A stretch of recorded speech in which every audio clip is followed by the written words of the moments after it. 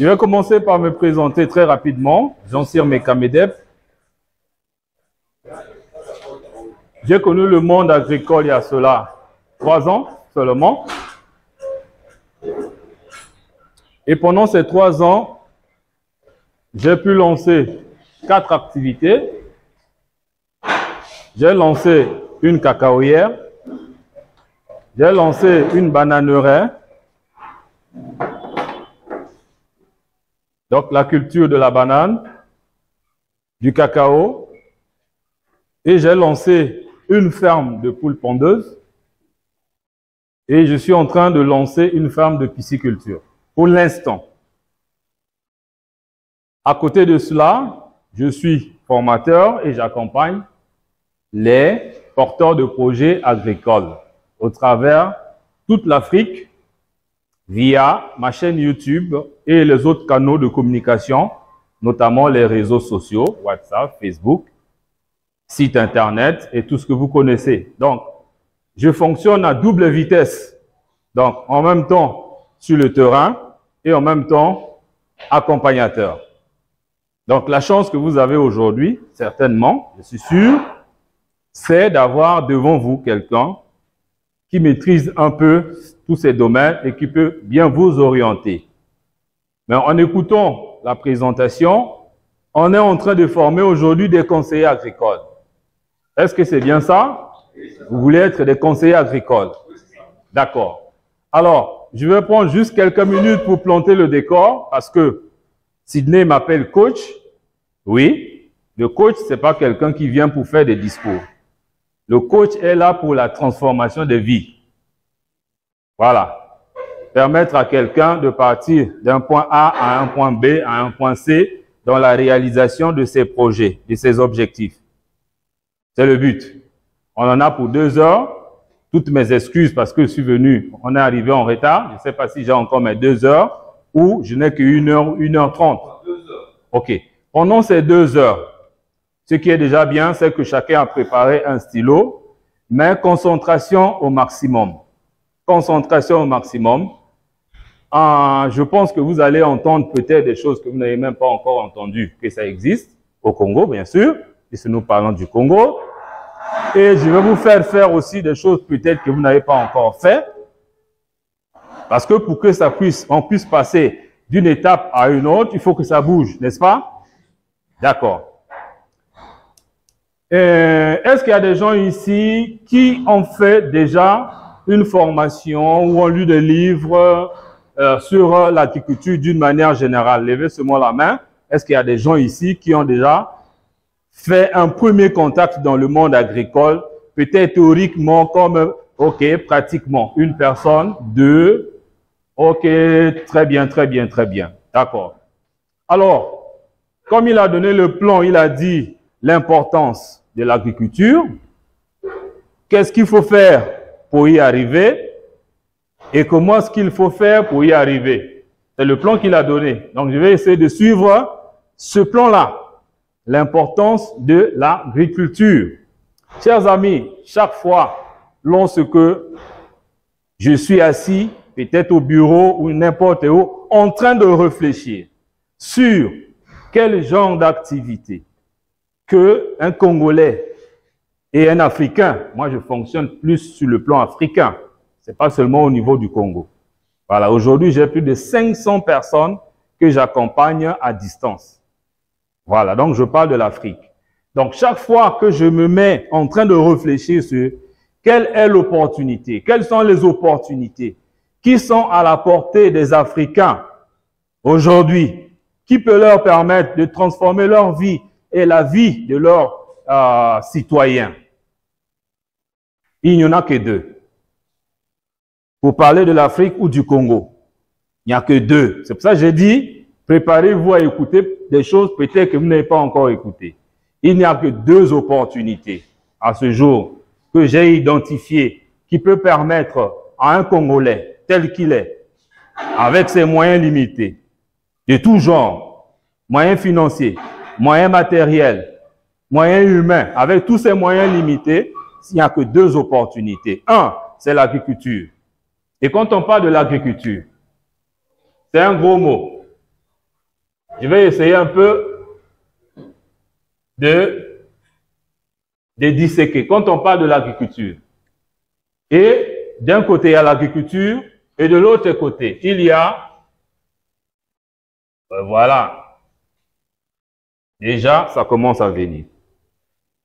Deux grosses opportunités à la portée du Congolais que nous sommes. 1, l'agriculture. 2, Internet. Très bien. Tout à l'heure, j'ai posé la question de savoir s'il y a des gens qui ont déjà fait un pas dans l'agriculture. Il y a peut-être 15% de la salle. Donc, près de 40, 45%, 60% ne maîtrisent pas le monde agricole. Maintenant, je pose la question concernant la deuxième opportunité. Combien de personnes ont eu une connexion Internet? Levez la main.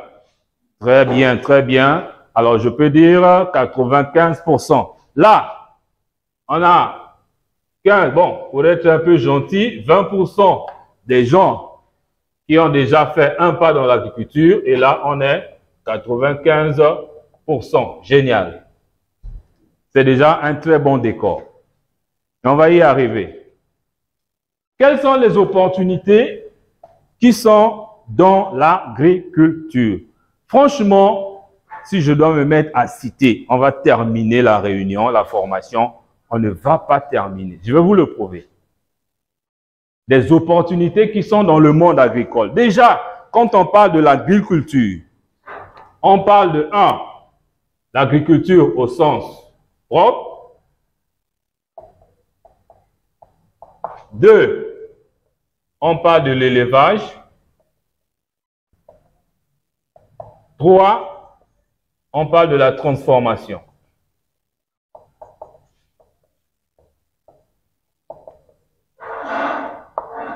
Pour l'instant, on va travailler sur ça, après on va rebondir là-dessus. 3 grands domaines dans l'agriculture. 3 grands domaines dans lesquels il y a de l'argent à gagner. Il y a des business à lancer.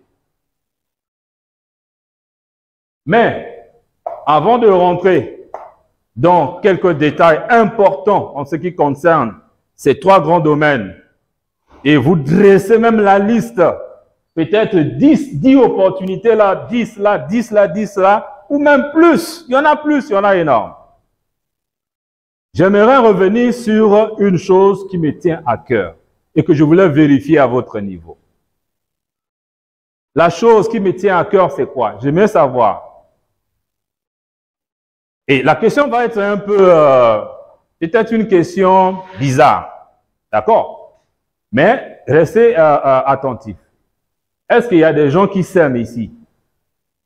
Est-ce qu'il y a des gens qui s'aiment? Ils s'aiment, s'aimer soi-même. Levez la main. Très bien, tout le monde, normalement. Ok, très bien. Nous allons vérifier ça si et seulement si vous vous aimez. Deuxièmement, est-ce qu'il y a des gens qui aiment leur pays, le Congo? Levez la main. Ah ah, très bien, super. Ah, il y en a qui sourient déjà. Oui, très bien. Bien, bien, bien, bien. Réussir dans l'agriculture, ça passe d'abord par s'aimer soi-même et aimer son pays. Ça, c'est l'énergie dont on a besoin, le carburant dont on a besoin pour survivre dans cette jungle entrepreneuriale et surtout l'entrepreneuriat agricole. On a besoin de ce carburant, on a besoin de cette énergie. Aimer soi-même, aimer son pays. Pourquoi je dis ça? Nous, les agriculteurs, qu'est-ce qui nous motive?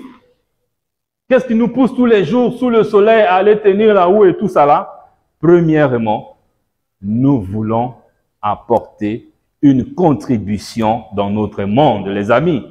C'est pour ça que j'ai aimé ça. Développement personnel et entrepreneuriat. Oui. C'est là que nous sommes. La passion. J'appelle ça la flamme qui nous brûle le cœur tous les jours de notre vie. Qui nous pousse à aller chercher à surmonter l'insurmontable. C'est parce que nous voulons participer. Nous voulons participer à quoi? Nous voulons participer à l'autosuffisance alimentaire, ce gros mot dont on entend dans les médias. Généralement, je dis à mes collaborateurs, j'ai l'impression que quand le gouvernement parle à la télévision, c'est comme s'il s'adresse à moi. C'est comme s'il ne compte que sur moi. Vous imaginez? Est-ce que quelqu'un a déjà pris cette position-là? Ah ben voilà. Ça commence à venir. Quand j'ai posé la question, est-ce que vous vous aimez? Est-ce que vous aimez votre pays? Cette partie-là est très importante, les amis. Très importante de notre formation. Vérifions cet amour. Est-ce qu'on a cette flamme-là? Quand, par exemple, on parle même des ODD, les objectifs du développement durable, les amis. Vous pensez que c'est l'État qui va faire ça? Faux! Ah, ça commence à venir. C'est toi et c'est moi. Et vous allez me dire, je sais là où vous allez en venir. Hein. Moi, je fais du coaching, ça fait des années. D'accord? Il en a parlé. Je fais du coaching depuis les années. Discuter avec des Congolais, travailler avec les Africains, leur mentalité. Je connais ça très bien. Je sais déjà la question qui vous trotte dans la tête quand je dis, quand le gouvernement parle, il s'adresse à vous. En réalité, vous, aussi longtemps que vous ne vous sentez pas dans cette peau du genre, quand on parle objectif de développement durable, on parle de l'autosuffisance alimentaire, il est question de moi. Le pilier, le moteur qui doit mettre la machine en marche, c'est vous, c'est moi. C'est vous, c'est moi. L'avantage, c'est que je ne parle pas de l'histoire. Je ne suis pas en train de vous raconter l'histoire. Je connais beaucoup de gens qui viennent me voir pour dire, Jean-Cyr, franchement, le travail que tu fais, tu es en train d'améliorer l'image du pays à l'étranger. Beaucoup de me le disent. Beaucoup me le disent et je suis conscient de ça. C'est la première étape. Pourquoi? Le pourquoi nous devons nous lancer dans l'agriculture, c'est, les amis, on ne mange pas. Est-ce qu'on mange dans ce pays? On ne mange pas. En Afrique, est-ce qu'on mange? Bon, on a quelques pays qui se sont déjà organisés. Dernièrement, j'ai eu une discussion avec un ami camerounais qui voulait prendre déjà mes formations, qui me disait que, je ne sais pas si vous le savez même, qui me disait que les produits congelés, dès que ça arrive au port, on se rend compte que c'est des produits congelés, soit ça repart, soit on brûle. Vous êtes conscient de ça? Notre ami voisin, Cameroun voisin. Mais non, vous êtes intelligent, vous allez poser la question. Qu'est-ce qu'ils ont fait? Est-ce que c'est l'État? Ce n'est pas l'État, les amis. Qu'est-ce qu'ils ont fait? Je vais vous donner la stratégie. Je vous ai dit que vous allez apprendre les choses que vous n'avez jamais écoutées. Qu'est-ce que les Camerounais font? Chacun, dans sa parcelle ou dans ses parcelles, a une activité agricole pour sa subsistance. Lorsqu'un Camerounais va au marché, ce n'est pas pour aller acheter le poisson, ni la tomate, ni la viande, ni les légumes. S'il va au marché, c'est pour acheter peut-être le sel que lui ne peut pas produire.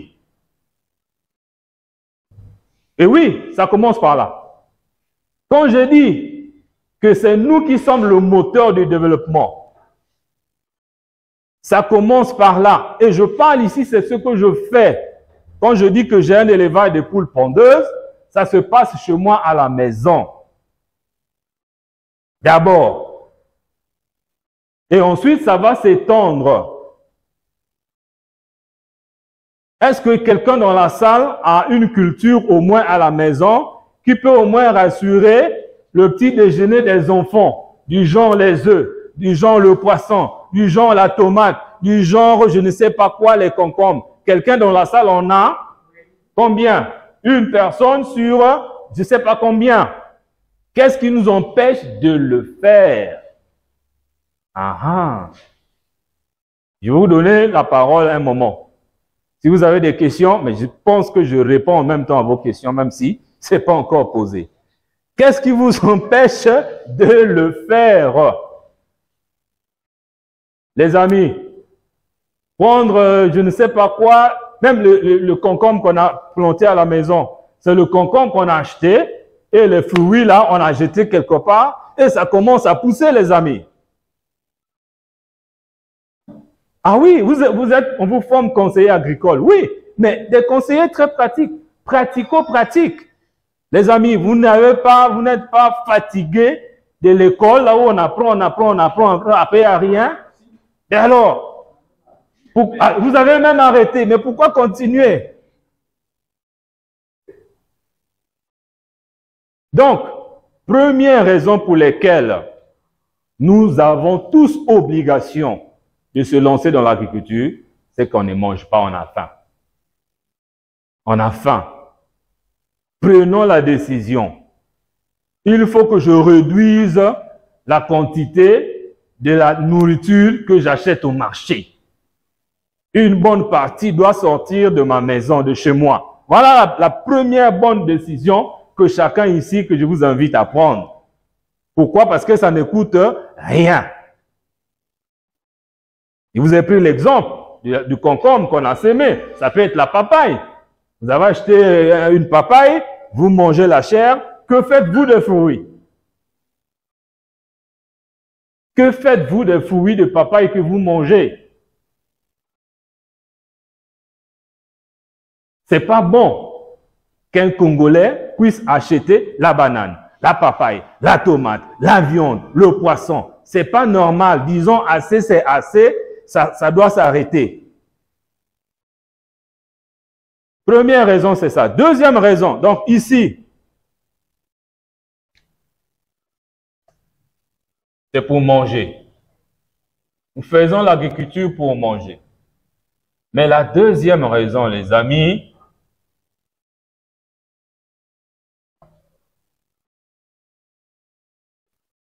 il n'y a pas un autre bassin d'emploi qui regorge beaucoup d'opportunités que l'agriculture, les amis.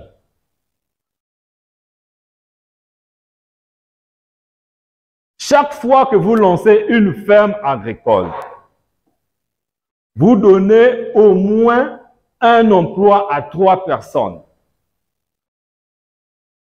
Minimum. Vous offrez au moins, comme quelqu'un disait, chaque fois que quelqu'un devient millionnaire ou milliardaire, il y a au moins 10 emplois qui se créent automatiquement. Même au niveau personnel, il aura besoin d'un mécanicien, il aura besoin d'un, je sais pas, quelqu'un qui va s'occuper de la nourriture. C'est la même chose. On en parle là. On a même le ministère peut-être de l'emploi. On en parle. Chaque fois que monsieur, tu lances une activité agricole, tu viens là de créer minimum 3 emplois. 1, tu auras besoin d'un technicien. 2, tu auras besoin d'un superviseur. Et 3, tu auras besoin d'un employé ou un agriculteur si tu es dans l'agriculture, ou un éleveur, ou un porcher si tu es dans la porciculture, ou un volailler. Il y a minimum 3 emplois qui se créent. Minimum. Mais non, au départ, ça peut être les emplois temporaires, ça peut être, mais c'est quand même des emplois qui se créent. Nous sommes combien dans la salle? On est autour de 80. Imaginez que nous soyons 100. 100 multiplié par 3, ça fait 300 emplois qui se créent. Et ça, ce n'est que le strict minimum. Je vais vous le prouver. Donc, l'emploi est là. Troisième raison, c'est l'économie.